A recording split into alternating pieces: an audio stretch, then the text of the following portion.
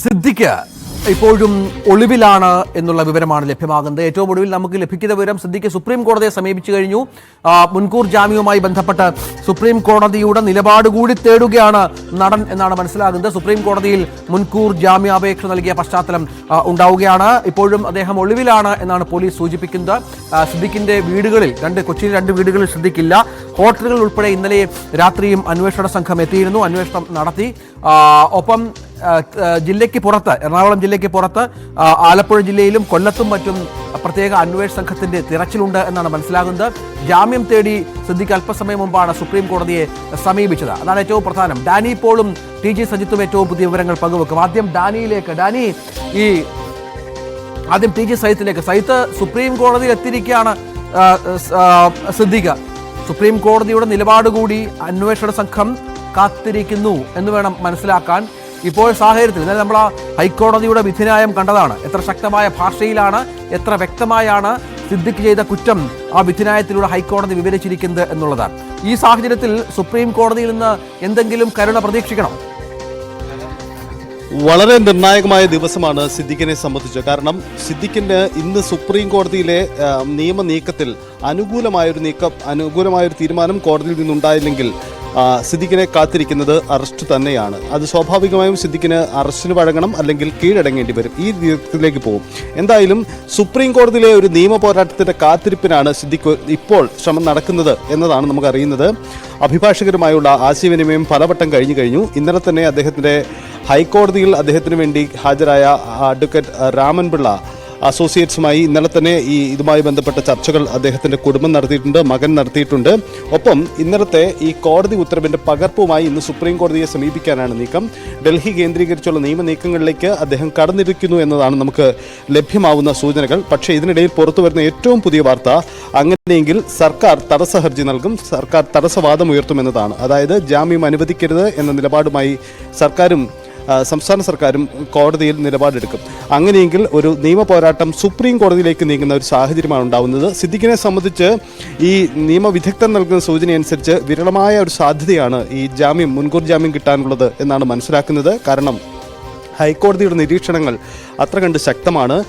ഈ കേസുമായി ബന്ധപ്പെട്ട് സിദ്ദിഖിനെതിരെ രൂക്ഷമായ ചില പരാമർശങ്ങൾ കോടതി നടത്തിയിട്ടുണ്ട് എന്ന് മാത്രമല്ല, അദ്ദേഹം തെറ്റ് ചെയ്തിട്ടുണ്ട് എന്നതാണ് പ്രഥമ ദൃഷ്ട്യാ ബോധ്യമാവുന്നത് എന്നൊരു വിലയിരുത്തലും നിരീക്ഷണവും കോടതി നടത്തിയിട്ടുണ്ട്. അതുകൊണ്ട് സിദ്ദിഖിന് മുന്നിൽ വെല്ലുവിളികൾ പലതുണ്ട്. എന്തായാലും സുപ്രീം കോടതിയുടെ സാധ്യത കൂടി ഒന്ന് പരീക്ഷിക്കുക എന്നതാണ് സിദ്ദിഖിന്റെ ഇപ്പോഴത്തെ നീക്കം. സിദ്ദിഖ് പക്ഷേ എവിടെയെന്നതിൽ ഇപ്പോഴും ആശയക്കുഴപ്പം തുടരുന്നു. അന്വേഷണ സംഘം ഇപ്പോഴും വെട്ടിലാണ്. അവർക്ക് ഇതുവരെയും സിദ്ദിഖിനെ കണ്ടെത്താൻ കഴിഞ്ഞിട്ടില്ല. ഇതാണ് ഇപ്പോഴത്തെ സാഹചര്യം. എന്തായാലും സിദ്ദിഖിന്റെ ഇന്നത്തെ സുപ്രീം കോടതിയിലെ നിയമ പോരാട്ടം അത് നിർണായകമാണ്. ഈ സുപ്രീം കോടതിയിലേക്ക് പോവുക എന്നുള്ളത് സിദ്ദിഖിന് സ്വീകരിക്കാവുന്ന ഒരു നിയമ വഴിയാണ്. പക്ഷെ അപ്പോഴും നമുക്കറിയാം, ഈ പ്രത്യേക അന്വേഷണ സംഘം ഈ വിഷയത്തിൽ ഇതുവരെ നടത്തിയ അന്വേഷണത്തിന്റെ റിസൾട്ടുകൾ, ഫലങ്ങൾ പല ഘട്ടങ്ങളിലായി പുറത്തു വന്നതാണ്. മാസ്കറ്റ് ഹോട്ടലിലടക്കം ഈ വിഷയം നടന്ന സ്ഥലത്ത് ശക്തമായ തെളിവുകൾ സംഘത്തിന് കിട്ടിയിട്ടുണ്ട് എന്ന വിവരങ്ങളൊക്കെ പുറത്തു വന്നിരുന്നു. ഒപ്പം ഈ നടിയും, പീഡിപ്പിക്കപ്പെട്ട ആരോപണം ഉന്നയിച്ച നടിയും സുപ്രീം കോടതിയിലേക്ക് പോകുന്നു എന്ന വിവരം പുറത്തു വരുന്നുണ്ട്. അപ്പോൾ ഒട്ടും എളുപ്പമല്ല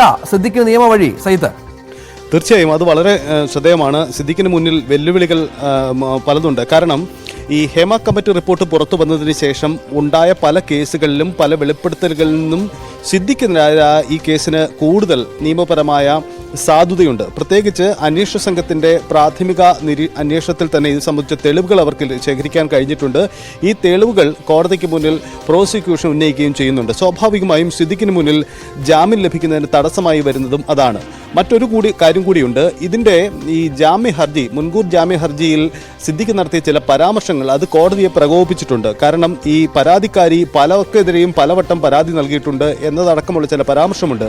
അത് സ്ത്രീവിരുദ്ധമാണ് എന്ന പരാമർശവും നിരീക്ഷണവും കോടതി നടത്തിയിട്ടുണ്ട്. സ്വാഭാവികമായും ഇനി സുപ്രീം കോടതിയിലേക്ക് തന്നെ വീണ്ടും ഒരു മുൻകൂർ ജാമ്യ ഹർജി പോകുമ്പോൾ സ്വാഭാവികമായും സർക്കാരിന്റെ ഭാഗത്ത് നിന്ന്, പ്രോസിക്യൂഷന്റെ ഭാഗത്ത് നിന്ന് തടസ്സവാദം ഉന്നയിക്കുമ്പോൾ ഇതൊക്കെ പരാമർശിച്ച് പോയേക്കാം. അങ്ങനെയെങ്കിൽ കോടതിയിൽ അത് വെല്ലുവിളിയായി മാറാനുള്ള സാധ്യതയുമുണ്ട്. എന്തായാലും അഭിഭാഷകരുമായുള്ള കൂടിക്കാഴ്ചയും നീക്കങ്ങളും നടക്കുന്നതാണ്.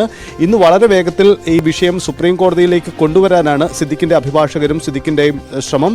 പക്ഷേ അത് എത്ര കണ്ട് വിജയിക്കുമെന്നത് വെല്ലുവിളിയാണ്. നമുക്കറിയാം, കേരളത്തിൽ കേരളത്തെ സംബന്ധിച്ച് ഒരു പ്രമാദമായ സംഭവമാണ് ഇതുമായി ബന്ധപ്പെട്ട് നടക്കുന്നത്, ഈ ഹേമ കമ്മിറ്റി റിപ്പോർട്ടുമായി ബന്ധപ്പെട്ടുണ്ടായ നീക്കങ്ങൾ. പക്ഷേ സുപ്രീം കോടതിയുടെ തിരക്കേറിയ ഷെഡ്യൂളിനിടയിൽ ഇത് അത്ര വേഗത്തിൽ പരിഗണിക്കപ്പെടുമോ എന്നതൊക്കെ വളരെ പ്രധാനപ്പെട്ട കാര്യമാണ്. എന്തായാലും സുപ്രീം കോടതിയിൽ നടക്കുന്ന നിയമ നീക്കങ്ങൾ അത് അങ്ങേയറ്റം നിർണായകമായി മാറി. അതാണ്. ഒപ്പം നമുക്കറിയാം സജിത്ത്, നമുക്ക് ഡാനിയിലേക്ക് പോകണം. ഡാനി ഈ അന്വേഷണത്തിന്റെ ഇതുപോലെ പോലീസിന്റെ നീക്കങ്ങളുമായി ബന്ധപ്പെട്ട വിവരങ്ങൾ അല്പസമയത്തിന് പങ്കുവെക്കും. അപ്പോഴും സജിത്ത്, നമുക്കറിയാം സിനിമാ മേഖല ഇപ്പോൾ മുകേഷിന്റെ വിഷയം നേരത്തെ അരുൺ പറയുകയായിരുന്നു. അവിടെ CPM MLA ആണ് മുകേഷ്. സിദ്ദിഖ് പ്രധാനപ്പെട്ട നടനാണ്. മലയാള സിനിമയിലെ 2 അധികായരായ നടന്മാരാണ്. ഇവർ തുടർച്ചയായി കേസുകളിൽ പെടുന്ന സാഹചര്യമൊക്കെ ഉണ്ട്. ഒപ്പം ഇതിൻ്റെയൊക്കെ ഈ അന്വേഷണത്തിൽ ഇന്ന് SIT നടത്തുന്നത് അമ്മയുടെ ഭാരവാഹികളെ, മുൻ ഭാരവാഹികളെ ചോദ്യം ചെയ്തുകൊണ്ട് അവരിൽ നിന്ന് കൂടുതൽ വിവരങ്ങൾ ശേഖരിക്കുക. അതായത് നേരത്തെ ഹേമ കമ്മിറ്റിക്ക് മുന്നിൽ മൊഴി നൽകിയ നടിമാരുടെ വിഷയങ്ങൾ അമ്മ അറിഞ്ഞിട്ടുണ്ടോ എന്ന് അന്വേഷിക്കുകയാണ്. അങ്ങനെ അന്വേഷണ സംഘത്തെ വിപുലീകരിക്കുകയാണ്. സർക്കാർ തലത്തിലും സ്വാഭാവികമായ ഒരു സമ്മർദ്ദം ഉണ്ടാകുമല്ലോ. ഈ കേസുമായി ബന്ധപ്പെട്ട് ഇന്നലെ സർക്കാരിനോട് ചോദിച്ചു കോടതി, ഹേമ കമ്മിറ്റി റിപ്പോർട്ടിന്മേൽ നിങ്ങൾ എന്ത് ചെയ്തു എന്ന കാര്യത്തിൽ. അപ്പോൾ നടപടികളിലേക്ക് ശക്തമായി കടന്നാൽ മാത്രമേ ഈ ജനത്തിന് മുന്നിലുള്ള ചില സംശയങ്ങൾക്ക് സർക്കാരിന് ഉത്തരം നൽകാൻ സാധിക്കൂ. രഞ്ജിത്ത്, അത് വളരെ പ്രധാനപ്പെട്ടതാണ്. കാരണം ഈ ഹേമ കമ്മിറ്റി റിപ്പോർട്ടുമായി ബന്ധപ്പെട്ട് ഇതുവരെ സംസ്ഥാന സർക്കാർ സ്വീകരിച്ച നടപടികൾ പലവട്ടം കോടതിയിൽ അത് ആരായപ്പെട്ടതാണ്, അത് പരിശോധിക്കപ്പെട്ടതാണ്. ഹേമ കമ്മിറ്റി റിപ്പോർട്ട് തന്നെ തടയപ്പെടാൻ സർക്കാർ ബോധപൂർവമായി നീക്കം നടത്തിയെന്ന ആക്ഷേപം നിലവിലുണ്ട്. ഒപ്പം തന്നെ കോടതി അത് അങ്ങനെ നിരീക്ഷിച്ചതുമാണ്. അപ്പോൾ ഈ കേസിന്റെ തുടർച്ചയായി, ഈ സംഭവങ്ങളുടെ തുടർച്ചയായി വരുന്ന കേസുകളിലൊക്കെ കൃത്യമായ ആക്ഷൻ സ്വീകരിക്കുന്നു എന്നത് സർക്കാരിന് കോടതിക്ക് മുന്നിൽ ബോധ്യപ്പെടുത്തേണ്ടി വരും, പൊതുജനങ്ങളുടെ മുന്നിൽ ബോധ്യപ്പെടുത്തേണ്ടി വരും. അത് സ്വാഭാവികമായും മുന്നോട്ട് കൊണ്ടുപോകുന്നു എന്നതാണ് പശ്ചാത്തലം. മാത്രമല്ല, ഇന്നലെ നമുക്കറിയാം നടൻ മുകേഷ്, ഭരണകക്ഷി MLA കൂടിയായ മുകേഷിനെ അതിലെ ഉണ്ടായിരുന്ന കേസിൽ അറസ്റ്റ് ചെയ്ത് ജാമ്യത്തിൽ വിടുന്ന സാഹചര്യമാണ് ഇന്നലെ ഉണ്ടായത്. ഇതിന് പിന്നാലെ CPM-ൽ തന്നെ മുകേഷ് രാജിവെക്കണം, അദ്ദേഹം തുടരുന്നത് ശരിയല്ല എന്ന അഭിപ്രായം ശക്തമായിട്ടുണ്ട്.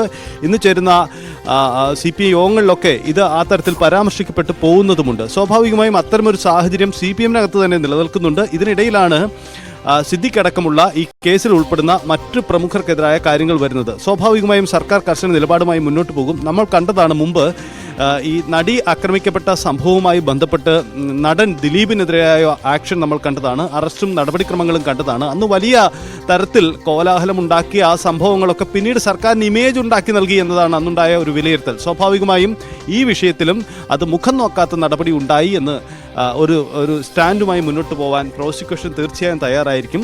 അന്വേഷണ സംഘം നമ്മൾ ഇന്നലെ കണ്ടതാണ്, തിരുവനന്തപുരം റേഞ്ചിലാണ് ഈ കേസ് എടുത്തിരിക്കുന്നത്. തിരുവനന്തപുരം റേഞ്ച് യോഗം ഇന്നലെ ചേർന്ന് ഈ കേസിൻ്റെ ഒരു തുടർ ആക്ഷൻ പ്ലാൻ അവർ സജ്ജമാക്കിയിട്ടുണ്ട്. ഇതിന്റെ തുടർച്ചയായിട്ടാണ് ഈ സിദ്ദിഖിന്റെ മുൻകൂർ ജാമ്യ ഹർജി തള്ളിയതും ഇനി അങ്ങോട്ടുള്ള നീക്കം സംബന്ധിച്ചുള്ള ആലോചനകൾ നടന്നത്. ശരി, ഡാനി ഇപ്പോൾ കൂടിയുണ്ട്. ഡാനി, ഇന്നലെ മുതൽ പോലീസ് സംഘം സിദ്ദിഖിനെ തിരയുന്നുണ്ട് എന്നാണ് നമ്മളോട് അറിയിക്കുന്നത്. സിദ്ദിഖിന്റെ